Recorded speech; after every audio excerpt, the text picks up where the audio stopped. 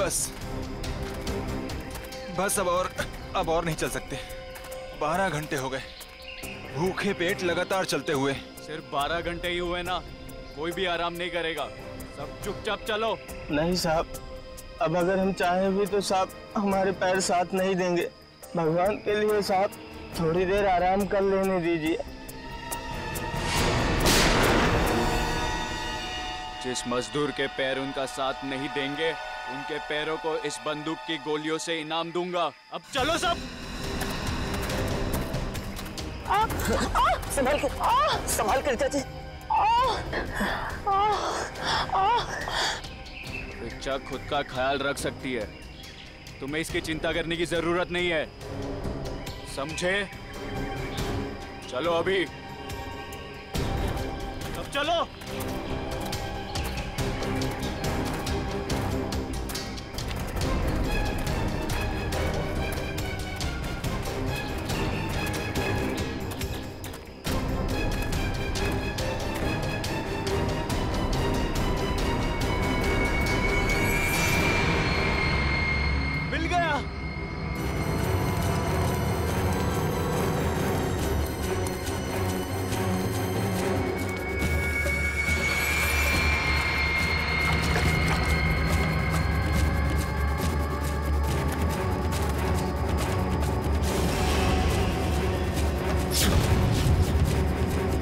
सबने मेरी बहुत मदद की, अब तैयार हो जाओ अपने इनाम के लिए।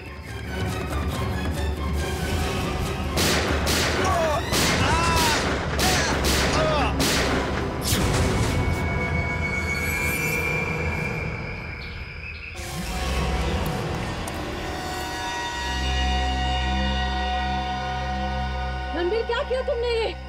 इन्हें इनकी वफादारी का इनाम दे दिया मैंने। ये कैसा इनाम है रणबीर? अब तुम दोनों को तुम्हारी बेवफाई की सजा दूंगा।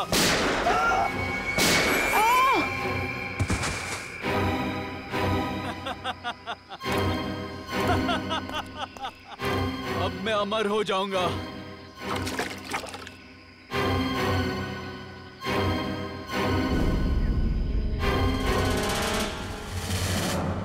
धन्यवाद दोस्तों आप सबका, जो अपना कीमती वक्त निकाल कर यहाँ आए और दिल खोलकर सामान खरीद कर इस नीलामी को कामयाब बनाए। अब बारी है उस नीलामी के आखिरी पड़ाव की, आखिरी खरीद की, जिसका आप सबको बहुत बेसब्री से इंतजार था। दोस्तों, सैकड़ों साल पहले स्पेनिश और पुर्तगाली लोग भारत आए थे मसालों का व्यापार करने के लिए। ये डायरी उसी वक्त उसी दौर की है और इस डायरी की खास बात यह है कि इसमें क्या लिखा है मुझे नहीं मालूम, और मुझे तो क्या किसी को भी नहीं मालूम सिवाय इसके मालिक के। ये डायरी स्पेनिश सेलर जॉनसन वैंगलर की थी, जिसे सैकड़ों साल पहले मिस्टर राघव ने नीलामी में खरीदा था और आज उनके पोते मिस्टर सुनील इसको फिर नीलाम कर रहे हैं। मिस्टर सुनील, क्या आपको पता है इस डायरी में क्या लिखा है? जी नहीं। तो फिर ये ऐतिहासिक डायरी आप नीलाम क्यों करना चाहते हैं? इसे पढ़ क्यों नहीं लेते? मुझे कोई फर्क नहीं पड़ता कि डायरी में क्या लिखा है और क्या नहीं, मुझे बस पैसा चाहिए, सिर्फ और सिर्फ पैसा। तो नीलामी शुरू की जाए। नीलामी शुरू करते हैं 10 लाख रुपयों से। 20 लाख। 20 लाख। और कोई? 30 लाख। 30 लाख। वाह साहब। और आपसे ज्यादा कोई है 30 लाख से ज्यादा? 40 लाख। 40 लाख। 50 लाख। अरे वाह, ये हुई असली कदरदानों वाली बात। कोई और है जो 50 लाख से ज्यादा की बोली लगाएगा? 50 लाख 1, 50 लाख 2, 1 करोड़। वाह साहब, इसे कहते हैं असली कदरदान, जो लाखों की चीज करोड़ों तक पहुंचा दे। 1 करोड़ 1, 1 करोड़ 2, अरे 1 करोड़ 3। 1 करोड़ का चेक मैंने पहले ही आपके ऑफिस में जमा कर दिया है। ये डायरी अगले 1 घंटे में मेरे घर पहुंच जानी चाहिए।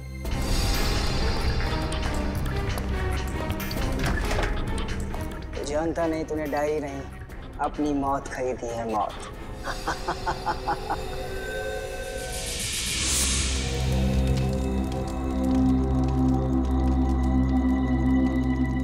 ओह नो, मेरा पानी खत्म हो गया। गाइस, तुम लोग पास पानी है क्या? अरे यार, मेरा पानी तो शाम को ही खत्म हो गया था। अरे तो बताना था ना, ढाबे पे भर लेते। ऐसे ही सो जाओ ना यार, कल सुबह तक की तो बात है। यार प्यासे रहता हूँ, मुझे डरावने सपने आते हैं। अनिकेत, ये डरावने सपने और प्यास का क्या कनेक्शन है भाई दबे? पता नहीं, पर मुझे पानी पीना है यार। तू सुधरेगा नहीं, सो जा। यार तुम लोग तीनों के तीनों कुंभकर्ण।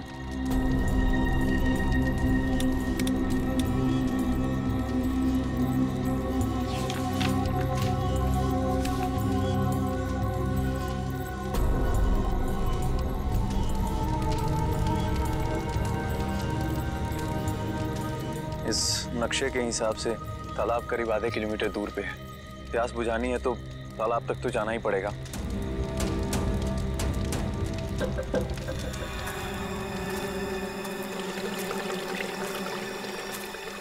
ये पानी की आवाज आ रही है, लगता है तालाब कहीं आसपास में ही है। और ये नक्शा भी यही बता रहा है कि तालाब पास में है।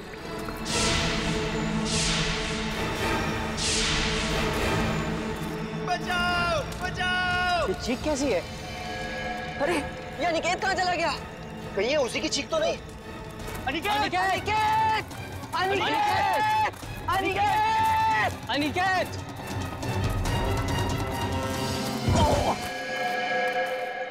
अनिकेत! कहीं ये मर गया। क्या? कौन है? ये कौन मारा है? भागो भागो भागो भागो यार भागो!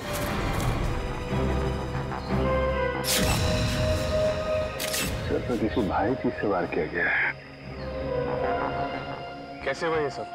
सर कल रात अनिकेत बाहर आया पानी पीने, उसी दौरान किसी ने इसकी जान ले ली। और तो और सर हमारे साथ भी हाथापाई हुई। कितने लोग थे? सर अंधेरा काफी था, अचानक हमला हुआ और ठीक से कुछ मालूम नहीं पड़ा सर। सर हमारा एक साथी पूरब भी अब कल रात से नहीं मिल रहा। कल रात वो हमसे बिछड़ गया और मुझे तो डर है कि कहीं अनिकेत की तरह उन लोगों ने पूरब को भी। घबराओ नहीं, हम लोग पूरब को जल्दी ढूंढ लेंगे। चलो ढूंढो, देखो कुछ मिलता है क्या।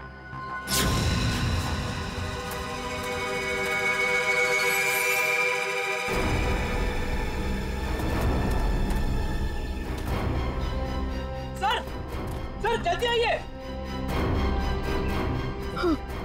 ठीक तो ना तुम? अरे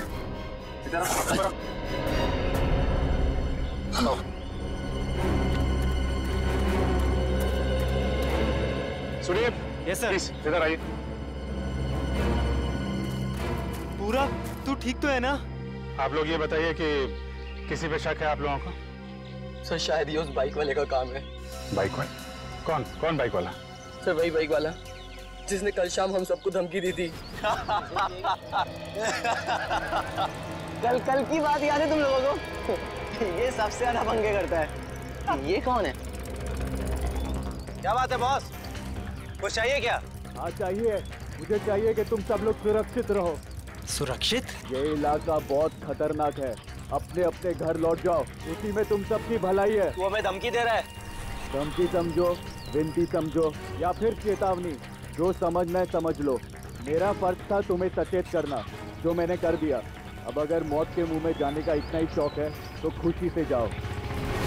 सर शायद वो 100 किलोमीटर से हमारा पीछा कर रहा था और जिस ढाबे पे हम लोग रुके थे सर वो भी वही रुका था। और उस आदमी का चेहरा नहीं याद है आप लोगों को? नहीं सर, उसने एक पल के लिए भी हमारे सामने हेलमेट नहीं उतारा। ढाबे में खाना खाते समय तो हेलमेट निकाला होगा ना? ढाबे वाले से पता करो, देखो शायद उसे कुछ याद हो। ठीक है, आए तुम साथ में।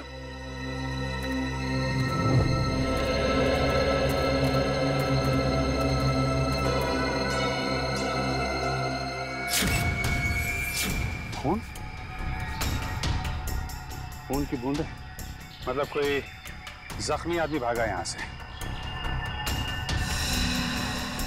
सर लेकिन खून बहुत ज्यादा नहीं है, जो भी है उसे ज्यादा चोट नहीं हुई होगी।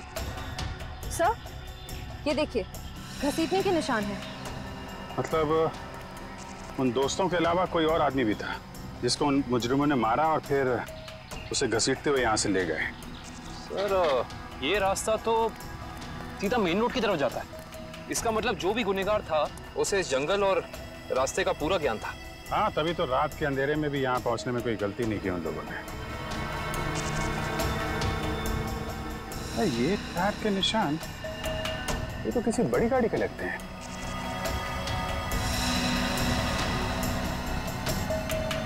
साढ़े 8 इंच। सर ये तो एस्कॉर्ट गाड़ी के टायर लगते हैं, क्योंकि इतने चौड़े टायर उसी गाड़ी में होते हैं। मतलब वो मुजरिम कार में बैठ के भागे। फिर वो बाइक वाला, वो तो कार में बैठ के आया नहीं होगा, नहीं तो हेलमेट क्यों लगाता है? एक काम करो, आगे जो टोल नाका है वहां जाके पता करो ये एस्कॉर्ट गाड़ी वहां से गुजरी है क्या। जी सर। तब तक मैं यहाँ देखता हूँ कुछ और मिलता है क्या।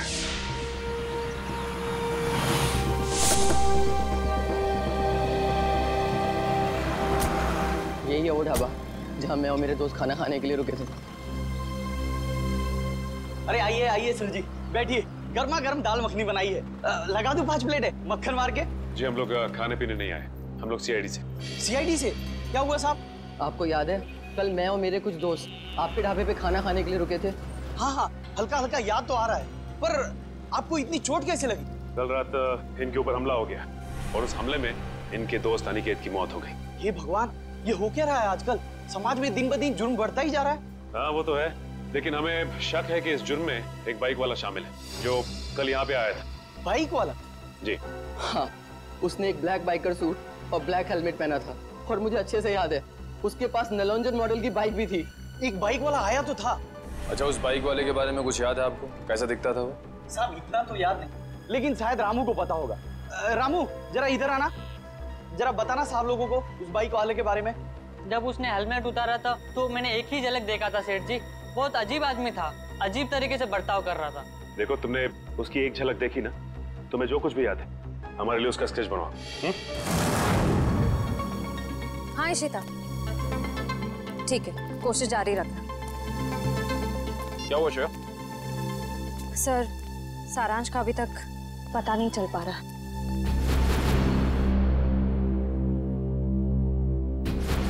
मैं सारांश जरूर मिल जाएगा।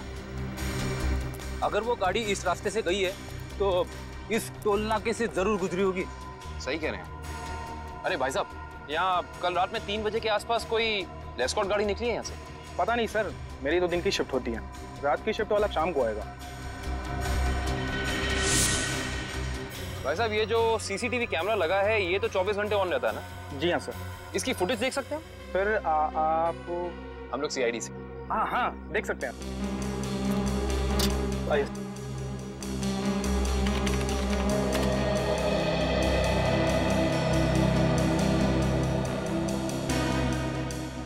ये देखिए, एस्कॉर्ट गाड़ी रात के 2:55 को यहाँ से गुजरी है। लगती तो वही गाड़ी है, जरा रिवाइंड करिए। एक मिनट पॉज कीजिए। अरे ना तो ड्राइवर दिख रहा है और ना ही गाड़ी की नंबर प्लेट। थोड़ा जूम कीजिए। ये क्या लिखा है? Car on rent. Car on rent? Sir, ध्वनि नगर में कार ऑन रेंट नाम की कंपनी है। कहीं ये गाड़ी वहीं से किराए पे तो नहीं ली गई थी? सर, ये रहा स्केच। बन गया स्केच? यही वो आदमी? हाँ सब ऐसा ही कुछ दिखता था वो। ठीक है, आसपास की दुकानों से पता करते हैं, किसी ना किसी ने तो जरूर देखा होगा उसे। भाई साहब, इस स्केच को ध्यान से देखो। इस आदमी को पहचानते हो? नहीं देखा इसको इससे पहले। साहब, बुरा ना मानो तो ये फोटो मैं देख सकता हूँ? अरे काका, इसमें बुरा मानने की क्या बात है? देखिए।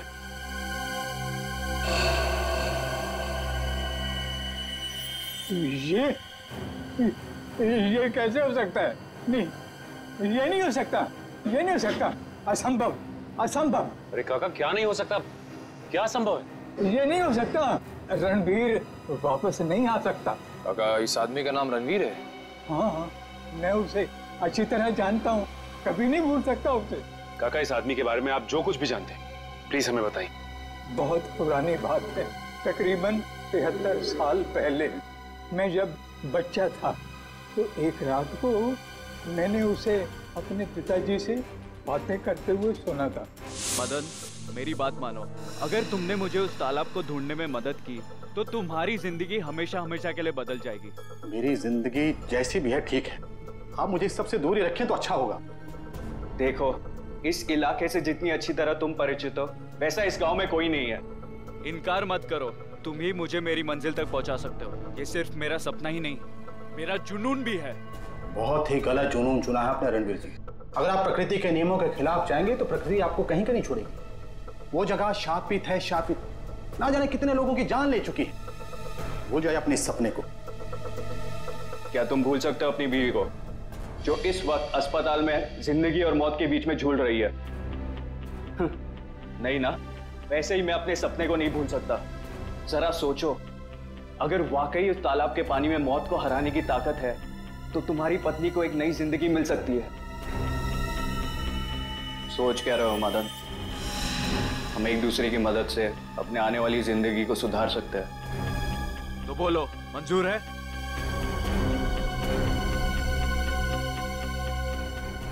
ये कैसे हो सकता है काका? आपके कहने के मुताबिक आज से 73 साल पहले यानी कि 1941 में ये आदमी जैसा दिखता था आज भी वैसा ही दिखता है।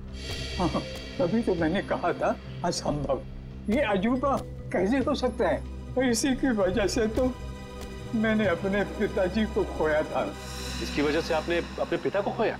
हाँ, ये मेरे पिताजी को बहकाकर एक तालाब पे लेकर गए थे।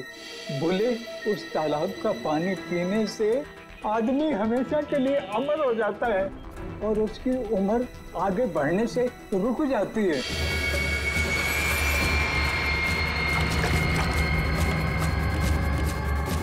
ये कैसा तालाब है काका? मेरे पिताजी तो वापस नहीं आए, शायद उसे वो चमत्कारी तालाब मिल गया होगा और उसी की वजह से आज तक 73 साल पहले जैसा अभी तक वैसे का वैसा ही दिखाई दे रहा है। काका ये कैसी बातें कर रहे हैं आप? ये सारी बातें किस्से कहानियों में होती हैं, असल जिंदगी में इनका कोई लेना देना नहीं, समझे? बिना आग के कभी धुआं नहीं उठता बेटा। तुम भले ही ना मानो, लेकिन उस तालाब के पानी में कोई शक्ति है जो मौत को भी पराजित कर सकती है। सर पूरा जंगल छान मारा लेकिन कोई सुराग नहीं मिला। एक मिनट वो देखो, ऐसा लगता है यहाँ हाल फिलहाल में ही खुदाई हुई है। तो देखो। Yes sir.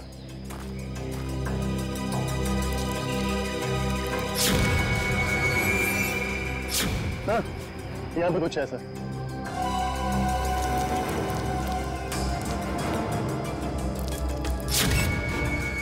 माय गॉड, ये तो सालों पुराना कंकाल लगता है। सर मुजरिम लाशों को जंगल में दफनाते थे ये तो पता था, पर पहली बार मुजरिम इतना सालों पुराना कंकाल जंगल में दफनाने आए।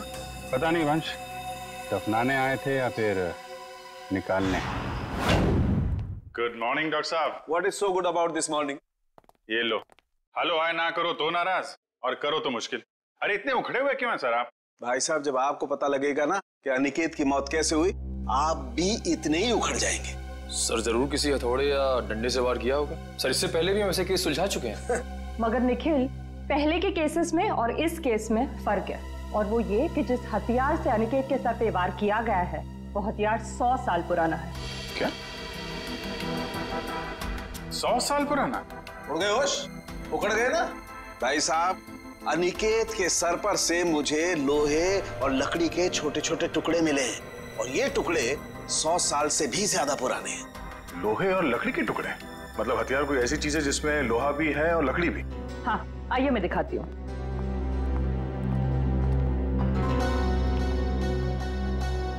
ये देखिए, कुछ इस तरह। मगर सर इतना पुराना हथियार खूनी के हाथ लगा कहाँ से? शायद दादा परदादा के जमाने से घर पे रखा होगा, अब निकाला है काम के लिए। और अगर मैं कहूँ कि ये कंकाल जो आप लोग लेके आए हैं, ये कंकाल भी 100 साल से ज्यादा पुराना है, तो मतलब कितना पुराना है ये कंकाल? जिस तरह वो हथियार 100 साल पुराना है, ठीक उसी तरह ये कंकाल भी 100 साल पुराना है। मतलब ये मरने वाला भी अंग्रेजों के जमाने का है? अंग्रेजों के जमाने का नहीं है, अंग्रेज ही है। जी हाँ, इसकी हड्डियां हमें ये बताती है कि ये शख्स कोई यूरोपियन है, एशियन नहीं है। 100 साल पुराना हथियार और 100 साल पुराना मुर्दा, वो भी विदेशी। आज के जमाने में किसी को इसमें क्या दिलचस्पी हो सकती है? इस फोटो को ध्यान से देखिए।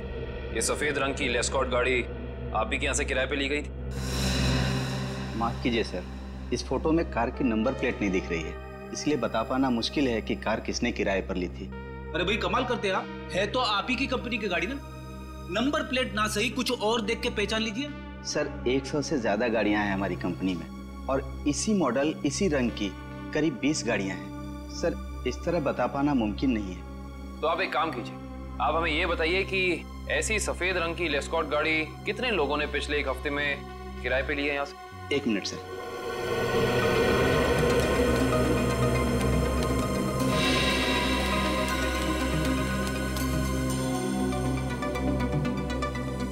सर कुल मिलाकर 7 लोग हैं जिन्होंने पिछले हफ्ते सफेद रंग की लेस्कॉट कार किराए पर ली थी। गुड। अब हमें इन 7 की पूरी जानकारी चाहिए। ठीक है सर। देखते हैं क्या पता चलता है। 5 लोगों से पूछताछ कर चुके, बचे 2। इन्हीं में से कोई एक है जो इस केस की अगली कड़ी साबित होगा। हाँ, लेकिन फ्रेडी जी, ये पता करने के लिए भी रिसेप्शन पे कोई होना चाहिए। यहाँ तो कोई है ही नहीं। हाँ, यहाँ तो कोई दिख ही नहीं रहा है। जी नमस्ते, कहिए। हम लोग CID से। एक्चुअली अमर नाम के एक इंसान की तलाश में हैं हम। बात यह है कि उसने सफेद रंग की एक लेस्कॉट गाड़ी को हायर किया और अपने एड्रेस की जगह उसने आपके इस होटल का एड्रेस दिया, इसीलिए हम। Just a minute. मिस्टर अमर, वो तो कल ही चेकआउट कर गए। अच्छा, आपने अपने रिकॉर्ड्स के लिए उसका कोई ID प्रूफ तो लिया होगा ना? लाइसेंस, पैन कार्ड वगैरह दिखाइए जरा। मैडम, लिया तो था, लेकिन आज ही सुबह हमारे कंप्यूटर का हार्ड ड्राइव क्रैश हो गया और उसी के साथ सारा डेटा चला गया। माफ कीजिएगा। अच्छा, ये अमर दिखता कैसा था? उसका हुलिया कैसा था? आप कमरा नंबर 701 वाले अमर सर की बात कर रहे हैं ना? हाँ राजू, उसी के बारे में बताइए इन लोगों को। क्या था उसका हुलिया? कद यही कोई 5.5 फुट लंबा और हाँ, छोटे छोटे बाल और आंखों का रंग काला था। कद 5.5 फीट, छोटे बाल। इसका मतलब CCTV फुटेज में जो हमें इंसान दिखा था वो अमर नहीं हो सकता, क्योंकि वो लंबा था और उसके बाल भी छोटे नहीं थे। अच्छा, ये अमर से कोई मिलने आया था उसके कमरे में यहाँ पे? हाँ साहब, 2 लोग मिलने आए थे। उनमें से एक का नाम संजय था और दूसरे का कुछ और कल साहब उन लोगों ने दारू पीकर काफी झगड़ा भी किया था। झगड़ा? तुम्हें पता है किस बारे में ये झगड़ा हुआ था? ये तो मैं नहीं बता सकता साहब, लोग अक्सर दारू पीकर बहक जाते हैं। कोई ऐसी बात जो तुम्हें याद हो जो वो लोग कर रहे थे? कुछ याद है? हाँ साहब, कुछ अजीब अजीब चीजों के नाम ले रहे थे, जैसे फावड़ा, कुल्हाड़ी, कुदाल। मतलब ऐसा सामान जो जमीन की खुदाई में काम आता है। चलो, इससे ये तो पता चल गया कि जंगल में वो जमीन खोदी किसने थी। जिस तरीके के औजारों की बात वो वेटर कर रहा था, उससे तो यही लगता है कि ये संजय एक आर्कियोलॉजिस्ट है। संजय आर्कियोलॉजिस्ट, जो अमर के साथ वहां गड़े हुए मुर्दे उखाड़ने गया था। जरूर कुछ ना कुछ खास बात है उस पुरानी लाश में, वरना कोई इतने सालों बाद सोते हुए मुर्दे को क्यों जगाएगा।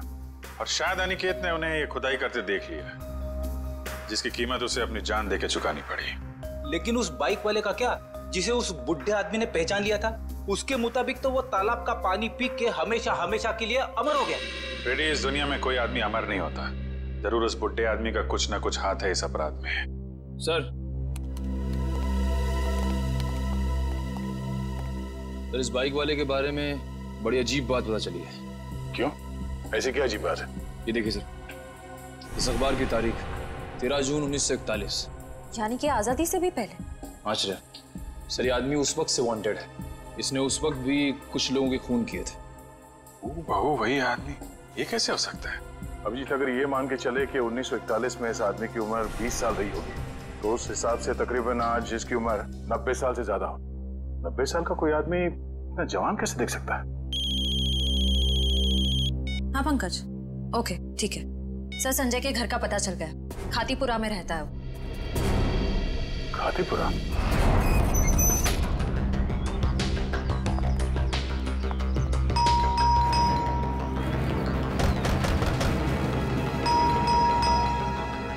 लगता है संजय को हमारे यहाँ आने की खबर लग गई होगी, इसीलिए भाग गया होगा। भाग कर जाएगा कहाँ?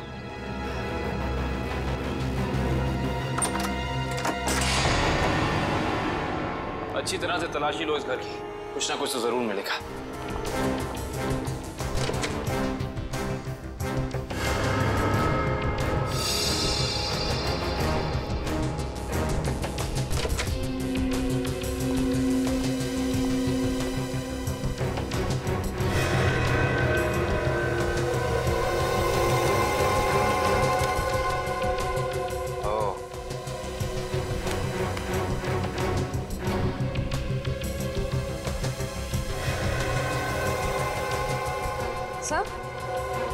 आश्रया, सर ये देखिए, संजय का पासपोर्ट, इस पे काफी सारे देशों के वीजाज लगे हैं। तो लगता है इस भाई साहब को सैर सपाटे का बहुत शौक था। ये देखो श्रेया, इसकी चेकबुक की डिटेल से साफ साफ पता चल रहा है कि इस इंसान ने करोड़ों रुपए खर्च किए हैं म्यूजियम्स और नीलामियों से सामान खरीदने में। देखो, इसका मतलब संजय बहुत अमीर है और आर्ट में काफी दिलचस्पी रखता है। अब इसे ये दिलचस्पी आर्ट में है या किसी खास चीज में, ये तो वक्त ही बताएगा। लेकिन एक बात तो तय है, ये संजय किसी की तलाश में है, कोई ऐसी चीज जो इसे दुनिया के कोने कोने में ले जा रही है, हर म्यूजियम, हर बड़ी नीलामी तक। सर, हाँ,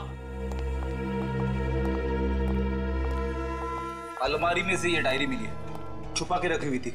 दिखने में तो ये कोई ऐतिहासिक डायरी लगती है। कुछ तो खास बात है इस डायरी में, काफी नायाब और अलग किस्म की डायरी है ये। सर, शायद संजय ने इस डायरी को किसी नीलामी में खरीदा होगा। अभी पता चल जाएगा। जरा हाथ लगे। ओह, तो ये उसी स्पेनिश शिप के कैप्टन की डायरी है जो अपनी हर यात्रा के बारे में अपनी डायरी में लिखा करता था। ये वही डायरी है। इसका मतलब इस डायरी में उस रहस्यमय तालाब के बारे में भी जरूर लिखा होगा। सर, इसका मतलब संजय भी उस रहस्यमय तालाब को ढूंढ रहा था, इसलिए उसने ये सारा सामान खरीदा।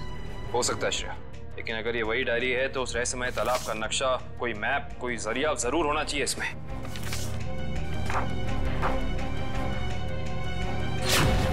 कमाल है, इस डायरी में तो ऐसा कुछ भी नहीं है, कोई नक्शा, कोई जरिया, कोई रास्ता, कुछ नहीं।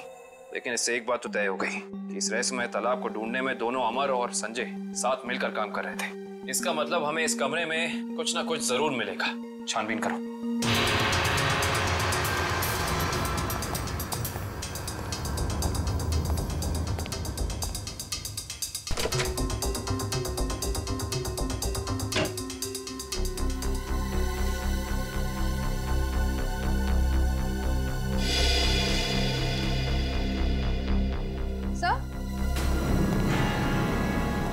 ये देखिए, क्या बेटा? संजय ने अपने सारे पुराने सामानों की कार्बन डेटिंग करवाई किसी डॉक्टर वीरेन से। Carbon dating? इसका मतलब तो साफ है कि संजय अपने हर सामान के बारे में पता करना चाहता था कि वो असल में कितना पुराना है। ओ, तो ये है डॉक्टर वीरेन, और इस फोटो से तो साफ साफ पता चलता है कि ये कॉलेज में संजय का प्रोफेसर था। ओह, तो फिर इस वीरेन का भी हाथ हो सकता है अमर के साथ साथ संजय की मदद करने में। डॉक्टर वीरेन। इस वक्त कौन आ गया?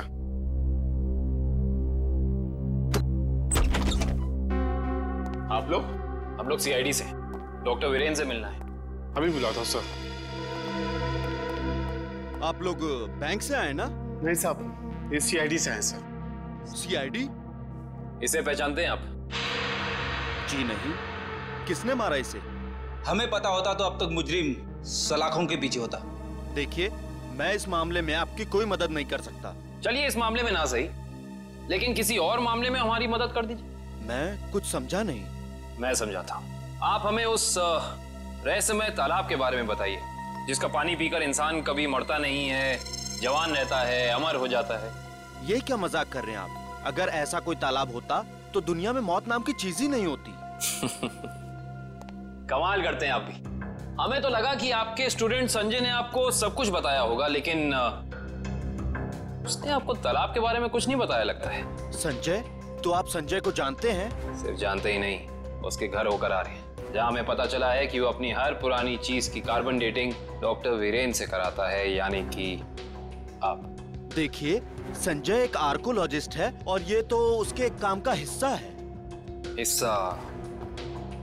हिस्से से याद आया कि आपके हिस्से की कॉफी ठंडी हो रही है डॉक्टर साहब, पी लीजिए। ठंडी कॉफी पीने में कोई मजा नहीं है। वैसे ये कॉफी का दूसरा कप किसके लिए? इस घर में और भी कोई है क्या? हाँ साहब, अभी भी। तुम जाओ। ये अभी अभी मेरा दोस्त आया था, उसी का है। नहीं, आपके दोस्त का नाम संजय तो नहीं? देखिए वीरेन साहब, आप शक्ल से तो निहायत ही शरीफ इंसान लगते हैं। अब इस संजय की वजह से आपको जेल में जाकर चक्की पीसनी पड़े, हम में से किसी को भी अच्छा नहीं लगेगा। मैं वाकई नहीं जानता कि संजय कुछ गैर कानूनी काम कर रहा है। लेकिन अब तो पता चल गया ना, आपकी भलाई इसी में है कि जो कुछ भी है सच सच बता दो। देखिए, संजय को कुछ पोर्तुगली एक्सप्लोरर का सामान मिला था, उसमें लैटिन भाषा में कुछ लिखा हुआ था। उसका मतलब जानने के लिए वो मेरे पास आया था। इसका मतलब वो मुर्दा उसी पुर्तगाली एक्सप्लोरर का होगा और उसी के सामान की तलाश में संजय जंगल में गया था। क्या लिखा था लैटिन भाषा में? उसमें एक गुफा का नाम लिखा था, सिनारी गुफा। शिनारी गुफा। अरे बाप रे! अरे बाप रे बाप! पूरी बॉडी बच रही है। यहाँ पे आके मैंने अपनी बहादुरी तो दिखा दी, अब बता भी देता हूँ, कुछ नहीं है यहाँ पे। चलिए वापस चलते। अरे रुकिए रुकिए रुकिए फ्रेडी जी, इतनी बहादुरी दिखाई है तो थोड़ी और दिखा दीजिए। सर, हाँ सर। ये देखिए, अजीब निशान बने हुए हैं।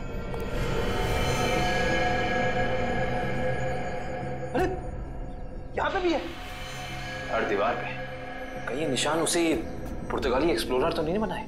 ये निशान हमें उस तालाब तक पहुंचने का रास्ता दिखा रहे हैं शायद। अंदर चल के देखते हैं।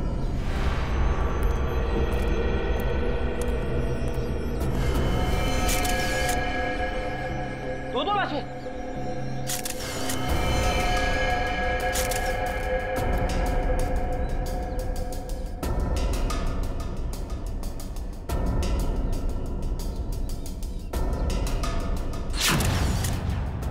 ये तो संजय।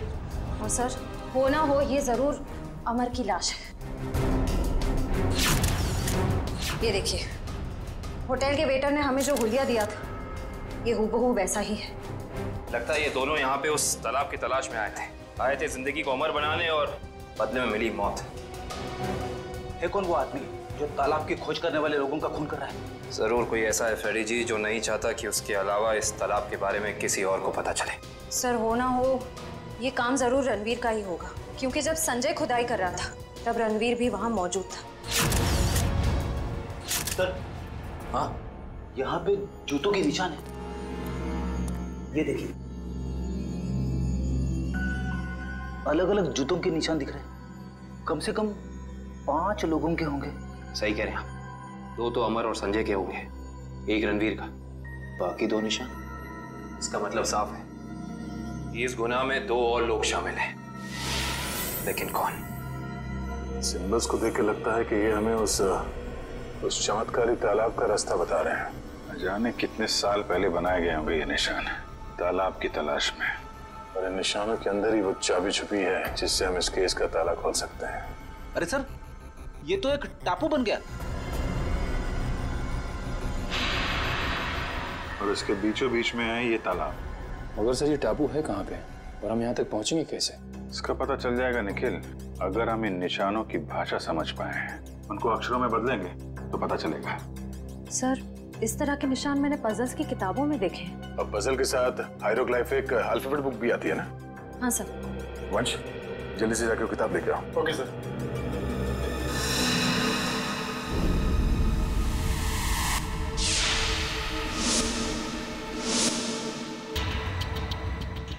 इस किताब में जो अक्षर दिए गए हैं उसके हिसाब से तो ये बन रहा है ANDAVIA, अंदाविया। अंदाविया? चलो जरा इंटरनेट पे चेक करो, अंदाविया टापू जैसी कोई जगह है क्या? सर, ये देखिए, ये अंदाविया नाम का टापू भारत के दक्षिणी दिशा में, यानी कि इंडियन ओशन में। मगर सर, यहाँ लिखा है कि ये टापू बिल्कुल खाली है, यहाँ कोई नहीं रहता।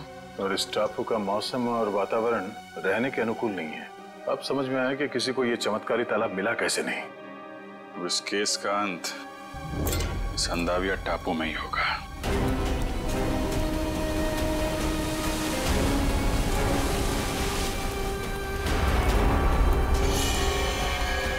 वहां पे देखो, वहां पे कुछ है। सर, लगता है किसी ने आग जला के कैंप फायर किया है। वही लोग होंगे जो तालाब की तलाश में यहाँ पे आए थे।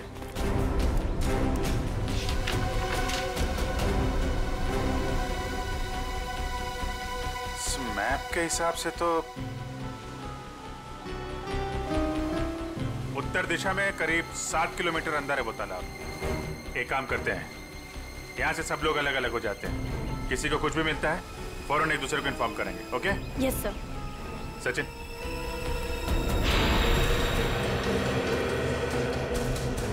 ये देखिए सर, जगह जगह पेड़ों पे कुल्हाड़ी के निशान।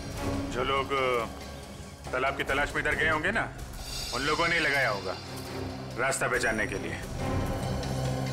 ओह माय गॉड, कंकाल।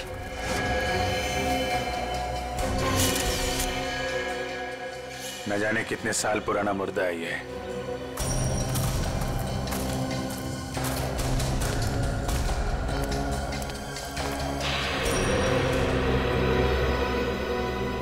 धुआं अभी भी निकल रहा है। आग जले शायद ज्यादा देर नहीं हुई अभी। एक और कंकाल सर।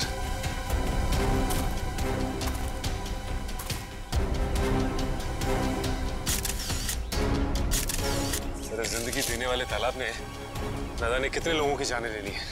जिंदगी तालाब नहीं ले रहा है सचिन, कोई इंसान ले रहा है जिसका कोई ना कोई राज जुड़ा है उस तालाब के साथ। और न जाने कितने कंकाल देखने को मिलेंगे। ये तो ट्रैप है, कोई आ रहा है।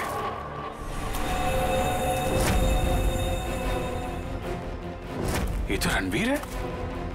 रणवीर?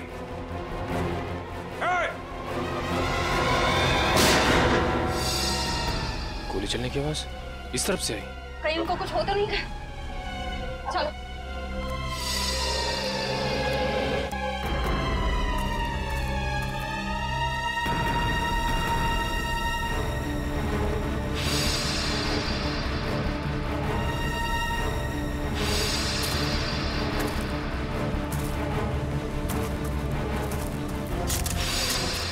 घबराइए मत, मैं आप पे गोली नहीं, मैंने इस पे चलाई थी जो आपको मारना चाहता था। तुम रणवीर हो ना? रणवीर तो मेरे दादाजी का नाम था। मैं आकाश हूँ। आकाश, तुम्हारी शक्ल बिल्कुल तुम्हारे दादाजी से मिलती है। हाँ, ये बात पहले कई लोग बोल चुके हैं मुझे। मगर तुम अपने दादाजी की तरीके से चमत्कारी तालाब के चक्कर में कैसे पड़ गए? 2 महीने पहले मैं ये देश में भी नहीं था, यूएस में लॉ की पढ़ाई कर रहा था कि अचानक मेरी मुलाकात संजय से हुई। वो इस तालाब और मेरे परिवार के संबंधित कुछ जानकारी चाहता था। अच्छा, तो तुमने संजय को अपने दादाजी के बारे में बताया? हाँ, मगर मुझे कोई अंदाजा नहीं था कि ये तालाब कहाँ है। और संजय से बात करके मेरी उत्सुकता भी बढ़ गई।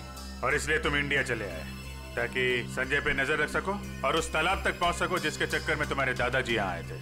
हाँ, और इस राज तक भी पहुंच सकूं कि मेरे दादाजी उस तालाब के तलाश से वापस लौटे क्यों नहीं। अच्छा, क्या संजय को वाकई लगता था कि उस तालाब में कोई चमत्कारी शक्ति?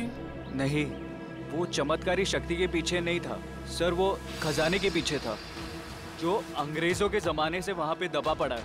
किस खजाने की बात कर रहे थे?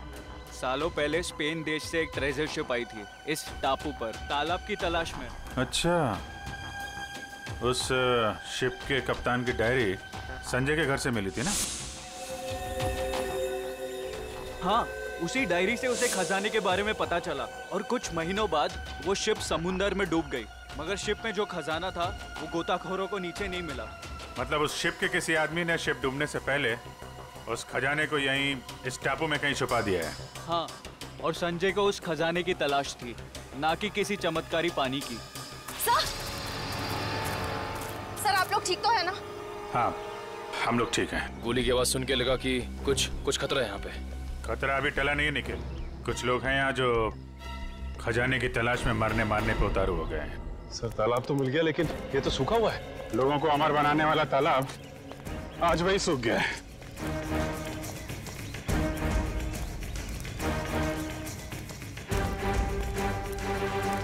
सर, सोने का सिक्का? सोने का सिक्का? मतलब खजाना था यहाँ पे? सर, इसका मतलब वो आदमी खजाना लेके ये लोग इस तरफ से निकल गए बाहर। सर, ये रास्ता तो टापू के दूसरे हिस्से जाता है। मैं भी वहीं से आया था और उन लोगों की नाव भी वहीं पे थी। टापू की दूसरी तरफ? हाँ, रोकना होगा उन्हें। जल्दी आओ तुम लोग, आ जाओ आ जाओ।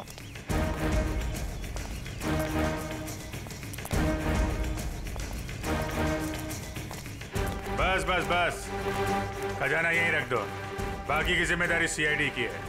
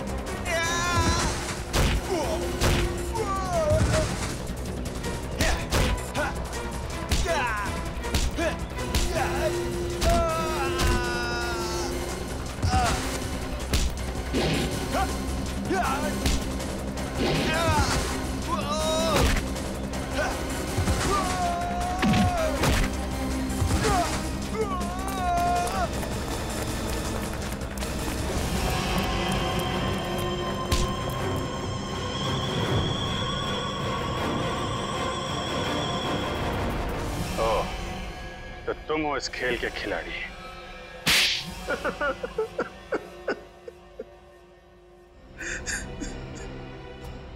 हाँ, मैंने ही मारा है अमर को, संजय को और अनिकेत को भी। मगर तुम्हें संजय और अमर के प्लान के बारे में पता कैसे चला? उस दिन जब होटल के बाहर में वो लोग बात कर रहे थे, मैंने उन दोनों की सारी बातें सुन ली थी। हम बहुत जल्द खजाने तक पहुंचने वाले हैं, फिर हम बेशुमार दौलत के मालिक हो जाएंगे।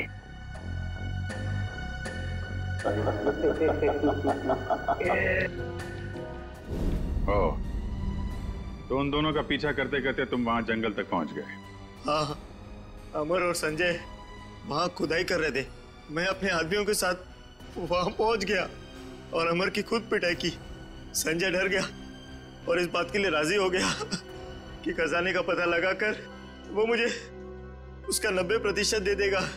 और अनिकेत ने तुम्हें ये जुर्म करते हुए देख लिया तो उसका भी खून कर दिया तुमने। हाँ, उसकी तो किस्मत ही खराब थी, बेमौत मारा गया। और जब संजय मुझे उस गुफा तक ले गया, मेरा काम खत्म हो गया। उसे जिंदा रखना मैंने जरूरी नहीं समझा। किस्मत तो तुम्हारी खराब है। जिस खजाने की लालच में तुमने इतना बड़ा गुनाह किया, उसका 1 रुपया भी खर्च नहीं कर पाओगे तुम। फांसी होगी तुम्हें।